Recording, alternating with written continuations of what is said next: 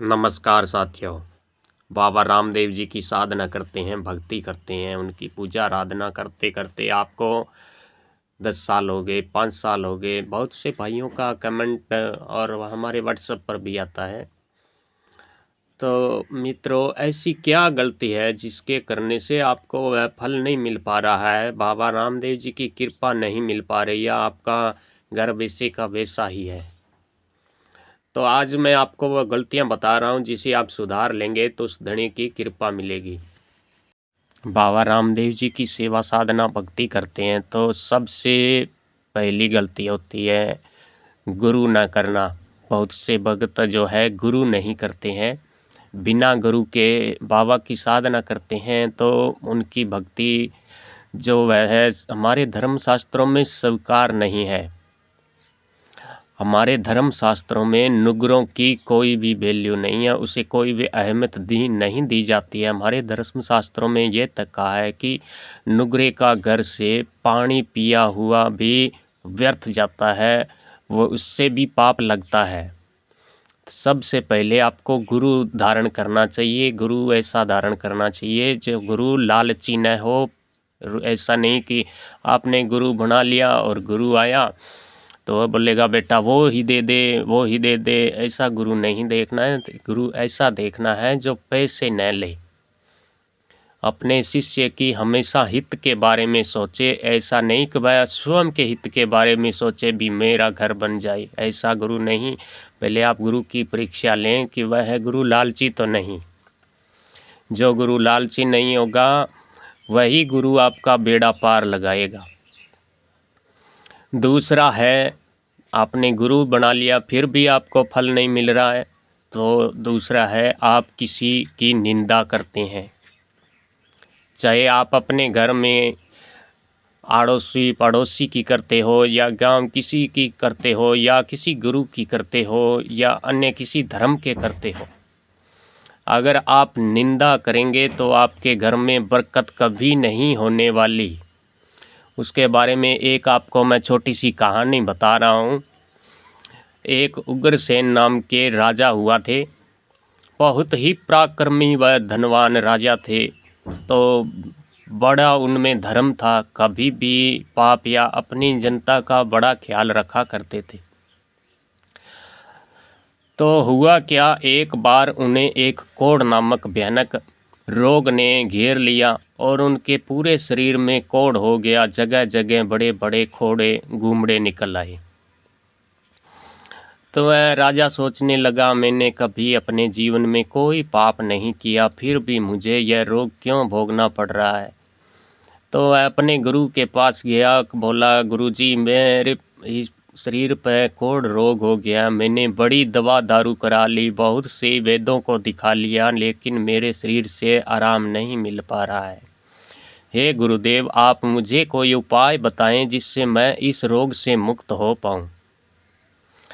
तो राजा की बात सुनकर उनके गुरुजी ने कहा, बेटा तुमने पिछले 2 जन्म छोड़ के तीसरे जन्म में बड़ा पाप किया था, वही पाप आज तेरे इस जन्म में तेरे ऊपर आया है, उसी पाप के कारण तुझे यह बड़ा रोग लगा है। तो राजा गुरुजी के चरणों में विनती करके बोला कि गुरुदेव मुझे इस रोग मुक्ति का कोई उपाय बताएं। तब गुरुजी ने कहा कि ऐसा कर राजन, तू अपने नगरी जा और कोई ऐसी बात फैला, इतनी गंदी बात फैला जिससे तेरी गांव में चुगली हो, गांव में निंदा हो, शहर में तेरे राज्य में तेरी निंदा हो, तभी यह तेरा रोग कटेगा। अपने गुरु की बात सुनकर राजा अपनी राजधानी वापस आ गया और उसने अपने गुप्तचरों को कहा कि तुम ऐसा करो कि पूरे राज्य में ये बात फैला दो कि राजा ने अपनी बेटी से ही शादी कर ली, अपनी बेटी से ही कुकर्म करता है। तो उनके गुप्तचरों ने राजा की राजधानी में बात फैला दी। तो नगर के जनता, नगर के लोग, औरत पुरुष सभी के मुख पर यही बात होती, भाई राजा तो बड़ा धनमानी था, पर ऐसा नीच कर्म किया राजा ने, इतना कुकर्म किया, अपनी बेटी संग ही फेरे खा लिए। तो ऐसे करते करते पूरे गांव में उनकी चर्चा हुई। तो पूरे नगर में, पूरे राजा के राज्य में उनकी भरपूर चुगली हुई। तो उन चुगली के कारण उन राजा का जो पाप था वह धुल गया और राजा 1 महीने में ही उस कोढ़ के रोग से मुक्त हो गया। तो इसलिए मैं कहता हूँ, किसी की भी चुगली मत करना कभी भी, क्योंकि आप चुगली करेंगे तो उसके ऊपर न जाने कितने पाप चढ़े हुए हैं। जिस इंसान की आप चुगली कर रहे हैं, वे पाप आप अनजाने में अपने सिर ले रहे हैं, उन पापों को आप ढो रहे हैं। इसलिए मैं हाथ जोड़ से कहता हूँ कि आप किसी की चुगली मत कीजिएगा। चुगली करने वाले से सामने वाले का जो भी पाप कर्म है वह आपके ऊपर आ जाता है। तो जिस तरह राजा का रोग मुक्त हो गया, इस तरह सामने वाला का कुछ भला हो जाएगा, पर आपका बुरा ही बुरा होगा। दूसरी बात, अपने माता पिता का कभी भी अपमान मत कीजिएगा भूल कर भी, क्योंकि ये दुनिया दिखाने वाले, ये संसार में लाने वाले सिर्फ और सिर्फ आपके माता पिता ही हैं। अगर वे नहीं होते तो आप इस इतने सुंदर संसार को कभी न देख पाते। इसलिए अपने माता पिता को हमेशा सम्मान दे, चाहे कैसा भी हो। माता पिता तो माता पिता ही होते हैं। तीसरा, गुरु किसी गुरु शक्ति का अपमान ना करे, चाहे किसी भी धर्म का गुरु हो। गुरु शक्ति का अपमान करने से गुरु शक्ति नाराज होती है। चाहे किसी धर्म का गुरु हो, आप गुरु का अपमान मत कीजिएगा। हो सके जितना संभव हो झूठ न बोलें, और जितना ही हो सके जो भी आपके नज़दीक में, जहाँ भी आपको ऐसा कोई मनुष्य मिले, ऐसा कोई जीव मिले जिसे विशेष सख्त ज़रूरत हो अन्न धन की, रुपये पैसे की या दवा दारू की, उसकी सहायता कर देना। धनी आपका घर ऐसे धन से भर देगा कि आप स्वयं हैरान रह जाएंगे। यह सबसे बड़ा चमत्कारी उपाय है जो दुखी और परेशान और असहाय जीवों की सेवा करता है। चाहे कुत्ता, बिल्ली, बकरी, आदमी, औरत, बच्चा, कोई सा भी हो, जो असहाय जीवों की सेवा करता है, धनी उसके साथ हमेशा खड़ा रहता है। उसका घर हमेशा अन्न धन से भरा रहता है।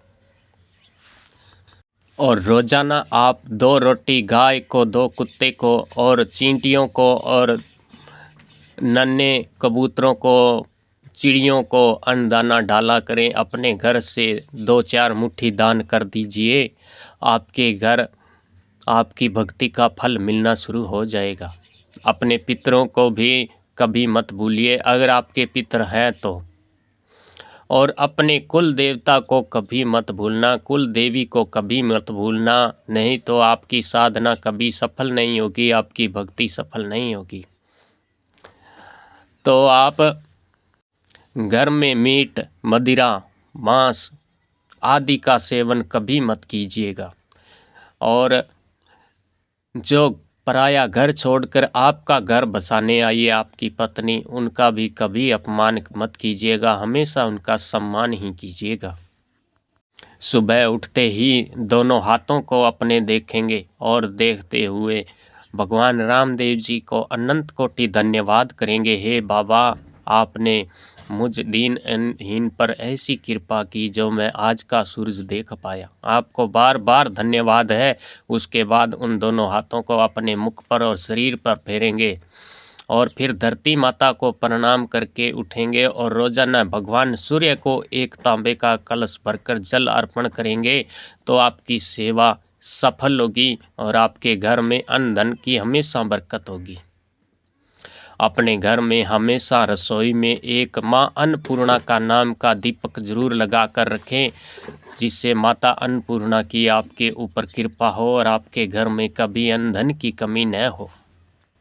और हमेशा एक समय ही धनी रामदेव जी बाबा की सेवा साधना करें। ऐसे नहीं आपने आज 8 बजे किया तो कल 9 बजे, 10 बजे, ऐसे नहीं। एक ही समय रोजाना सेवा करें। एक समय का ये कारण है कि जो देवता के गण या धनी खुद आता है तो वह एक ही समय आता है। तो आप अगर उस समय सेवा नहीं करेंगे तो धनी चाहेगा ये तो सेवा के नियम से चूक रहा है तो इनसे देवता नाराज होते हैं।